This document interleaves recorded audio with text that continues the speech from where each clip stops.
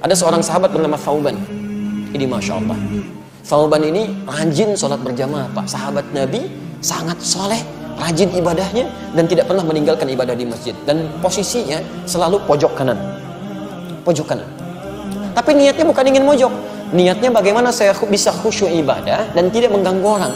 Karena biasanya posisi di pojok itu pada umumnya tidak banyak singgungan dengan orang lain. Tidak banyak singgungan dengan orang lain.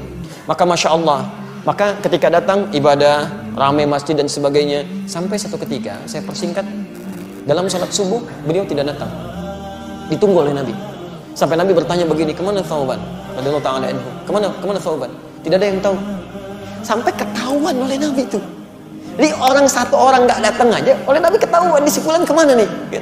Nggak ada gitu. Tapi sahabat mengatakan, kami tidak tahu ya Rasulullah, kan? Apa yang terjadi? Ditunggu oleh Nabi. Saking seringnya sholat berjamaah, Nabi tidak ingin orang ini ketinggalan. Ditunggu sampai agak kemudian melewat, waktunya mulai berlanjut, diputuskanlah untuk dilakukan sholat. Ya, karena dikhawatirkan habis waktu subuhnya. Sholat ditunaikan, selesai menunaikan sholat, diputuskan untuk menengok sahabat tadi. Perhatikan, orang sering ke masjid, tidak ada di masjid, Nabi masih mengajak sahabat untuk menengok. Itulah jamaah. Anda tahu ketika menengok itu, ditelusuri jalan ke rumahnya, itu ternyata jarak yang ditempuh 3 jam. 3 jam. Nah, yang paling ingin saya sampaikan ketika ditengok, istrinya kemudian mulai keluar mengatakan, Tufiya zawji. Aina Thauban? Kemana Thauban? Kata Rasulullah SAW. Kata istrinya, Laqad tuwfiya. Dia sudah wafat. Meninggal. Lalu Nabi berkata, perhatikan kalimatnya, apakah ada yang terjadi sebelum dia meninggal? Tapi ini yang harus kita catat. Apa yang terjadi? Kata istrinya, saya tidak merasa ada yang istimewa, tapi saya tidak memahami 3 kalimat yang diucapkan. 3 kalimat. Mahya apa itu? Nah, ini hikmahnya yang harus kita tangkap. Sebelum beliau meninggal dalam sakaratul mautnya, beliau mengatakan, kenapa nggak lebih jauh lagi, katanya. Kalimat pertama, saya tidak paham itu. Kalimat kedua, kenapa bukan yang baru, katanya kan? Kenapa bukan yang baru? Dan kalimat ketiga, kenapa tidak semuanya aja?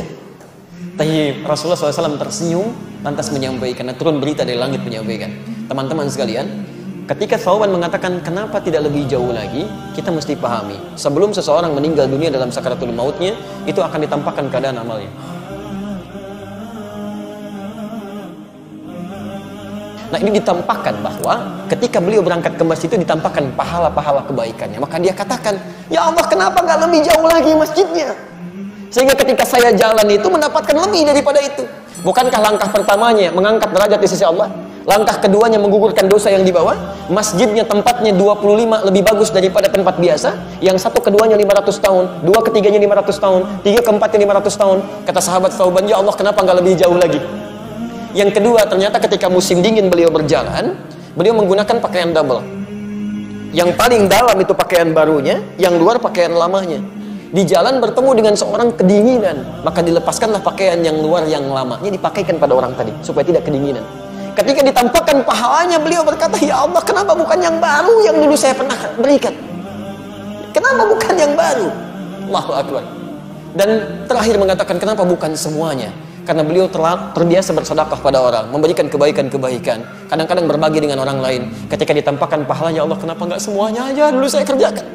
Ada penyesalan dalam jiwanya. Anda bayangkan, seorang sahabat mulia saja masih menyesal dengan amalnya. Maka bagaimana dengan orang-orang yang belum sempurna kebaikan-kebaikannya seperti itu?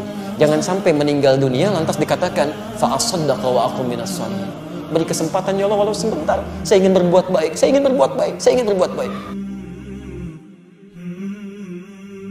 Zaman dulu tidak ada kendaraan bahkan untuk urusan sepeda.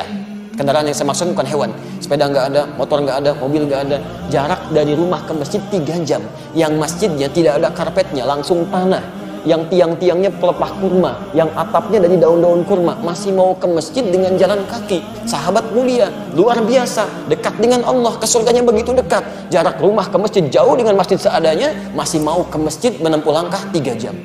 Dan masih ditengok oleh sahabat. Anda bukan sahabat Nabi, tetangga Nabi juga bukan. Masya Allah, surga belum jelas sampai hari ini. Kan hisab masih menegangkan, amalan berantakan, kurang apa lagi?